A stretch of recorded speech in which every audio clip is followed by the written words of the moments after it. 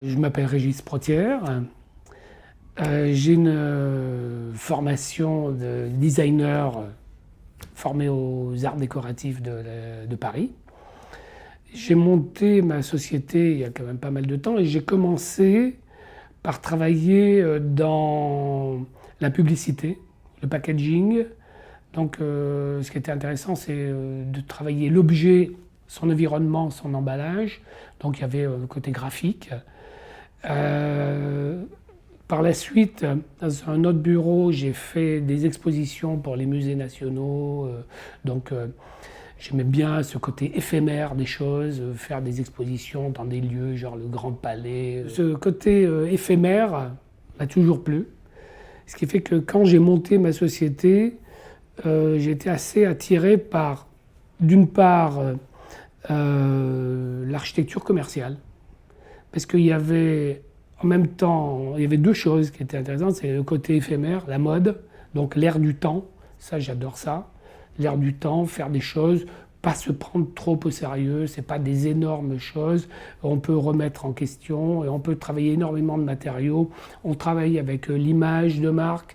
On a des vraies questions. Il y a tout un mobilier quand même à réaliser qui doit être au service d'un produit. Donc, et en même temps, on voyage beaucoup. Moi, j'ai beaucoup voyagé. Je suis allé au Japon pour faire des magasins, faire des restaurants, faire des... Bon, donc c'était un peu ce qui m'intéressait. Et en même temps, il y avait aussi cette idée de technique, parce que j'ai vu les progrès des machines qui commençaient, enfin, qui se perfectionnaient de plus en plus et qui permettaient de faire des mobiliers de plus en plus sophistiqués, avec du moulage, du bois moulé, du métal, etc., du poinçonnage, des découpes laser. Et tout ça, bon, ben, c'était très associé justement avec soit les vêtements, soit les produits qui étaient vendus et qui ont aussi cette technicité, parce que maintenant, les vêtements, c'est de la découpe numérique, etc. Donc tout ça, pour moi, c'est très lié. Voilà, donc ça c'est mon expérience. Et puis ma recherche et développement perso, c'est de faire des objets par moi-même, à la main, d'une manière complètement artisanale, du papier, comment dire, du papier mâché, des lampes, des jouets, tout un tas de choses. Mes petits-enfants me demandent de faire des jouets, je leur fais des jouets pour... voilà, c'est rien de plus sympa à faire. Et puis, bon, voilà. Mon métier, c'est d'abord, en tant que designer, c'est de répondre à un besoin. Mais disons que moi, le besoin à l'origine, c'est pas le mien. Mais par contre, ce que j'aime bien, c'est que j'ai un savoir-faire. Et ce qui m'intéresse, c'est de faire des tas de choses différentes. Par exemple, je peux faire aussi bien un restaurant, à ce moment-là, je me mets à faire dessiner les chaises, etc. Mais toujours dans une démarche de réponse à une question qui peut être une question de... Bon, il y a un style de restaurant, j'ai refait une chaise pour le musée d'art moderne de la ville de Paris. C'était dans un contexte bien particulier. C'est plutôt les années 30, Paris Tokyo, donc c'est cette époque-là. Donc en même temps, il fallait être moderne. Il y avait... donc moi, ce que j'aime bien, c'est ça. J'ai dessiné cet objet en fonction de ce lieu. Et bon, quand je fais d'autres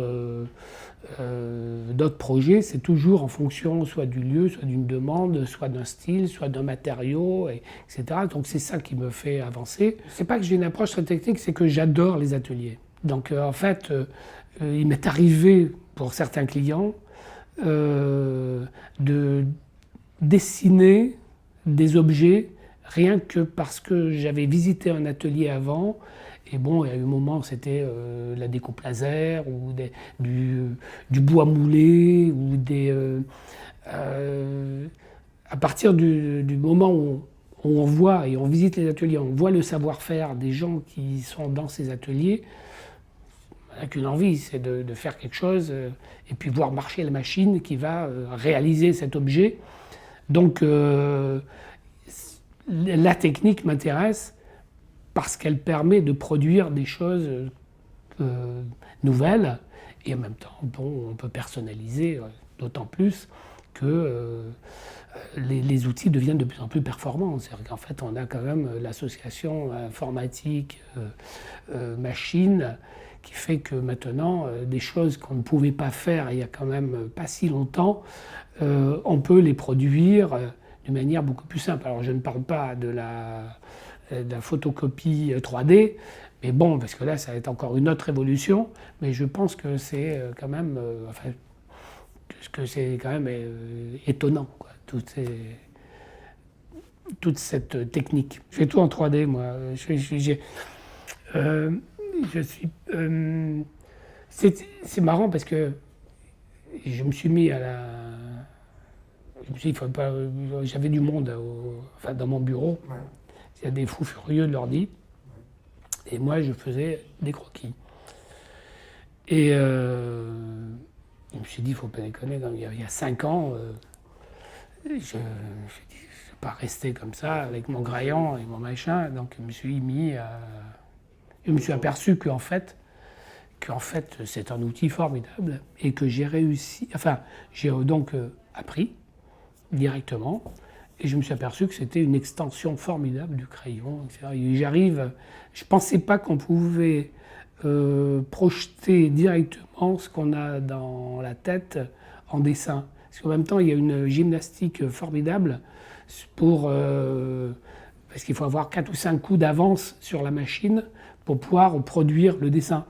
Donc en fait, c'est assez étonnant. En fait, on part d'un cube ou d'un carré, on dessine un contour. En fait, on utilise toutes les techniques de tournage, d'extrusion, qui sont des techniques artisanales, ou de création, ou de réalisation, pour dessiner. Donc je trouve ça extraordinaire, quoi.